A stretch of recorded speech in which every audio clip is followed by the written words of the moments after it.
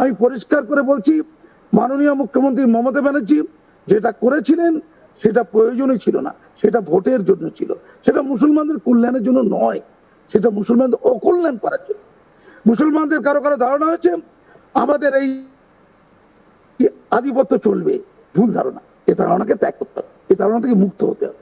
তাহলে মুসলমানদের কল্যাণ, সমাজের কল্যাণ, মুসলমানরা ভারতবর্ষের জনসমষ্টির একটা বিরাট অংশ, তাদেরকে আরো ত্যাগী হতে হবে, আরো সহজ হতে, তাদেরকে আরো সচেতন হতে হবে, আরো পরিচ্ছন্ন হতে হবে, আরো যুক্তিবাদী হতে হবে, আরো রাষ্ট্রবাদী হতে হবে। সবাইকে চলা শিক্ষা দিতে হবে, গোলামী অন্ধত্ব নয়। ইসলাম গোলামী অন্ধত্ব শেখায়নি, এটা আমাদের সমাজ শিখিয়েছে, অশিক্ষা কুশিক্ষা শিখিয়েছে। ধর্মকে কেন্দ্র করে এই পাপাচার দীর্ঘদিন ধরে চলছে, বন্ধ হোক। এটাও বলতে হয় কোরআনে যা যা লেখা রয়েছে তার সঙ্গে বাস্তবে মানুষজন যা পালন করবার চেষ্টা করে তার মধ্যে তো অনেক বেশি ফারাক রয়েছে। কোরআনে তো এমন অনেক কিছুই লেখা নেই যা বাস্তবে এখন বর্তমানে সাধারণ মানুষ সেটা করছে। তো শোনেন, মুসলমানদের একটা কোন অংশের লোক, এক অংশের লোকে কোরআন জানে না। কিছু মৌলানা মৌলবী কোরআনের ব্যাখ্যাদার, তারা নিজেরা ইসলাম ধর্মে কিছু জানে, তাদের সে জ্ঞান বুদ্ধি বিবেক কিচ্ছুটি নেই। মুসলমানদের ইমাম মৌলানা পীররা মুসলমানদের ব্যাখ্যাদার কখনো হয় নাকি? ইসলাম ধর্মে পীর পুতা চূড়ান্ত ভাবে নিষিদ্ধ, আল্লাহ ছাড়া কারো কাছে মাথা নত করা যাবে না, এটা ইসলামে আছে। তাহলে আজমির শরীফে গিয়ে কি করে মুসলমানরা মাথা নত করছে? ফুরফুরা শরীফে গিয়ে কি করে মুসলমানরা মাথা নত করছে? এটা কোরআন বিরুদ্ধ কাজ। মুসলমানরাই জানে না তাদের ধর্ম কোনটা। প্রথম কোরআন বাংলা অনুবাদ করেছিলেন বাবু গিরিশচন্দ্র, একজন হিন্দু ধর্ম, মুসলমানরা নয়। এটা বুঝতে হবে। শিক্ষার জন্য, কোরআন পড়ার জন্য, কোরআন শিক্ষার জন্য ধর্ম লাগে না, চেতনা লাগে, জ্ঞান লাগে। যে কোনো লোক, যেমন আমি, আমার ঘরে বেদ আছে, বাইবেল আছে, কোরআন আছে, কোরআনও আছে, ধর্ম তো আটকায়নি। শিক্ষা কখনো ধর্মের ব্যারিকেড আটকে থাকতে পারে না। কিন্তু দুর্ভাগ্য, মুসলমান সমাজের ধারণা আমরা শুধু কোরআন শিখবো, অন্য কিছু শিখবো না।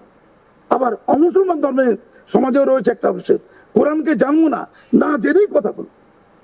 কোরআন নিজের দেশকে ভালোবাসতে পেরেছে, নিজের মাতৃভাষাকে ভালোবাসতে পেরেছে, বলেছে যে নিজের দেশকে ভালোবাসে না, যে নিজের মাতৃভাষাকে ভালোবাসে না, সেই ইসলাম থেকে বহিষ্কৃত। এই কথা কেউ আলোচনা করেছে? সবচেয়ে কম জানে ইসলাম ধর্ম সম্পর্কে ইমাম মৌলানারা। কি বললাম? ইসলাম ধর্ম সম্পর্কে সবচেয়ে কম জানে ইমাম মৌলানারা। কিন্তু সেখানে দাঁড়িয়ে তো পীরজাদা বা ইমাম মৌলানা তাদেরকেই তো সামনে রাখা হয়, বারবার তাদের কথাই তো মানা হয়। কি বলছেন? ইমাম বলুন বা মৌলানা বলুন বা পীরজাদা বলুন, তাদের কথাই তো মানা হয়। এটাই তো ভুল। কাজী মাসুম আক্তারদের কথা মানা হয়নি, তাদের কথা মানা হওয়ার জন্য মুসলমান সমাজের এই হাল। পশ্চিমবঙ্গের বাঙালি মুসলমানরা ভারতের সবচেয়ে পিছিয়ে পড়া মুসলিম জনগোষ্ঠী, সাচার কমিটি রিপোর্ট বলেছে। এতদিন তো পীরদের কথা মানা হয়েছে, ইমাম মৌলানাদের কথা মানা হয়েছে, লাভ কি হয়েছে? মাসুম আক্তারদের কথা মানতে, আমার কথা বলছি না, আমাদের মতো লোকের কথা, যারা যুক্তিবাদী, যারা ধর্মটাকে যুক্তির আলোকে মূল্যায়ন করতে জানে, যারা শিক্ষিত, যে কোনো লোক হতে পারে, এমনকি আপনিও হতে পারেন, আপনার ধর্ম যাই থাক। শিক্ষা হচ্ছে আসল মানদণ্ড, কোনো গোলামি অন্তত নেই, শুধু শিক্ষা, এটা মানদণ্ড। অন্য কোনো কিছুই মানদণ্ড হতে পারে না। অন্য কিছু দ্বারা কোনো জাতিকে মূল্যায়িত করা যায় না, এটাই বাস্তবতা। এই দিকে আমাদের কথা। ধন্যবাদ। পাশাপাশি আরো একটা বিষয় একটু ছোট্ট করে জানতে চাইবো, সামনেই যেমন রয়েছে ঈদের কুরবানি রয়েছে, কুরবানি ঈদ রয়েছে, সেখানে দাঁড়িয়ে তার আগে এই আইন যা কঠোরভাবে পালন করার কথা বলা হচ্ছে, এর কি কোনো প্রভাব পড়তে পারে? আপনি কি মনে করেন? দেখুন, মুসলমানরা যদি উচ্ছৃঙ্খল হয়, কোন পলিটিক্যাল নেতা যদি মনে করে মুসলমানদের গরম খাওয়াবে, উত্তেজনা তৈরি করবে, তাহলে যে কোনো ঘটনা ঘটতে পারে, এবং তাতে তাদেরই সঙ্গে বিপদ হবে, তাদেরই সর্বনাশ হবে। শুধু লাঠি চলছে, পরবর্তীকালে অন্য কিছু চলবে, এটা কি লাভজনক? অন্য রাজ্যের দিকে তাকা, রাজ্যের মুসলমানরা ইতিমধ্যে খুব দেখে গেছে, রাজ্যের মুসলমানরা ইতিমধ্যে চরম দেখে গেছে। না হলে কোনোদিন বলতে পারে 35% মুসলমানদের জন্য 65% হিন্দু সমাজ আতঙ্কিত, এসো হিন্দু তুমি এক হও, এই নির্বাচন লাস্ট নির্বাচন, এই নির্বাচন যদি মমতা ব্যানার্জিরা জয়লাভ করে তাহলে পশ্চিমবঙ্গের বাঙালি হিন্দুরা উদ্বাস্তু হয়ে যাবে। এই কথা বিজেপি বলতে পারলো কোন কারণে? মুসলমান নেতাদের গরম গরম কথা, উত্তেজক কথাবার্তা, আর মমতা ব্যানার্জি তাদেরকে লালন পালন করা। মমতা ব্যানার্জি মুসলমানদেরকে দেখা দিয়েছে দুতে গাই বলে, এক সেকেন্ডে একটা সংখ্যালঘু জাতি তারা সংখ্যাগুরুদের শেষ করে দেবে। এটা কোথায় শুনেছেন? কোন যুক্তিতে শুনেছেন? এমনটা করে একটা জাতিকে অন্ধকারে তলিয়ে দিয়েছে। কাজী মাসুম আক্তার রক্তাক্ত হয়েছে, পারবো না আমরা। আমরা আমাদের জীবনে শরীরের এক ফোঁটা রক্ত থাকলেও লড়ে যাব। রামমোহন বিদ্যাসাগর যে কাজ করেছে হিন্দু সমাজের জন্য, মুসলমান সমাজ একটাও সংস্কারক জন্মায়নি স্বাধীনতার পরে। আমরা ক্ষুদ্র মানুষ, কাজী নজরুল ইসলামরা চেষ্টা করেছিলেন, এপিজে আব্দুল কালামরাও চেষ্টা করেছেন। আমরা ক্ষুদ্র মানুষ, চেষ্টা করতে ত্রুটি নেই।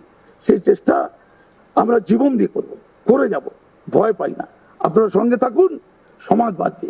দেশের একটা অংশ যদি পক্ষাঘাত পড়ে যায়, অসুস্থ হয়ে যায়, মুসলমান সমাজ যদি অসুস্থ হয়ে যায়, দেশ কখনো ভালোভাবে থাকতে পারে না। আমি গতদিনও বলেছি, স্বামী বিবেকানন্দ বলেছিলেন, ইসলামিক বডি এবং বৈদিক ব্রেন, ইসলামিক শরীর এবং বৈদিক মস্তিষ্ক, এই দুটোকে মিলিয়ে এক শক্তিশালী ভারতবর্ষ গড়ে উঠতে পারে। সেই মুসলমানরা যদি দুর্বল হয়ে যায়, পক্ষাঘাতে তলিয়ে যায়, যদি ক্ষয়রোগ আক্রান্ত হয়ে যায়, এটা ভারতবর্ষের ক্ষতি। শরীরের একটা অঙ্গ অসুস্থ হয়ে গেলে দেশ কখনো উন্নত হতে পারে না। তাই প্রত্যেক লোকের দায়িত্ব, এটা আমাদের যেমন দায়িত্ব, আমাদের প্রধান দায়িত্ব, মুসলমান সমাজের অগ্রবর্তী অংশের মানুষের প্রধান দায়িত্ব এদেরকে আলোকিত করা, পথ দেখানো। বাকি অন্য সমাজের মানুষও এগিয়ে আসুক এই কাজে, তাহলে মুসলিম সমাজ বাঁচবে, রাষ্ট্র বাঁচবে, দেশ বাঁচবে, মানবতা বাঁচবে। যে কারণে আজকে আমরা এই আলোচনাগুলো করছি, সেখানে আরো একটা বিষয়কে বলা হয়েছে যে প্রকাশ্যে কোনোভাবেই বলি হতে পারে না। নির্দিষ্ট জায়গা রয়েছে, কসাইখানা রয়েছে, সেখানেই বলি হতে হবে। আমরা যে কোনো সময় কুরবানি ঈদের বলুন, এই সময়গুলোতে অনেক সময় দেখেছি এই নিয়মটা মানা হয়নি, প্রকাশ্যে হচ্ছে। আপনি যেমনটা বললেন যে আপনি তপসিয়াতে দেখেছেন, মেটিয়াবুরুজে দেখেছেন, তার মানে গোটা বিষয়গুলো এতটাই প্রকাশ্যে হয়েছে যে সেটা দেখা গেছে, সেই রক্তের স্রোত, বন্যা, সেটা দেখা গেছে বলা যেতে পারে। এক্ষেত্রে তো একটা নির্দিষ্ট আইন রয়েছে, আজকে দাঁড়িয়ে সেই আইনটা যখন বলবৎ করা হচ্ছে, কঠোর করা হচ্ছে, তখন দাঁড়িয়ে সমস্যাটা তাহলে কেন? দেখুন, কোনো সমস্যা নেই। এবারে ঈদে দেখবেন কোনো চালাকি হবে না।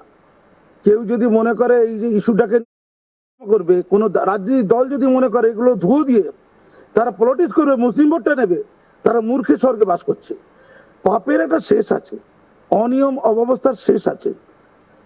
ওই তোষণ, ধান্দাবাজ, রাজনৈতিক ঘূর্ণিবৃত্তি, তার একটা শেষ আছে।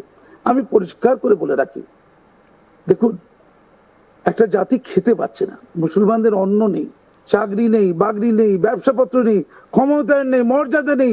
যে মুসলমানদের দুধেল গাই বলা হচ্ছিল এতদিন ধরে, তারা আগে এটা ঠিক করুক। ইসলাম আগে বলেছে যে খেতে পাক দুবেলা। কোরআনের প্রথম শব্দ পড়ো, কোরআনের প্রথম শব্দ ইগরা, ইগরা মানে পড়ো। কোরআনের প্রথম শব্দ নেই যে পশু বলি দাও, এই পড়াটা বন্ধ করে দিয়েছে। গোটা পৃথিবীতে 56টা ইসলামিক কান্ট্রি আছে, একটা ইসলামিক কান্ট্রিতে আন্তর্জাতিক মানে একটা বিশ্ববিদ্যালয় নেই।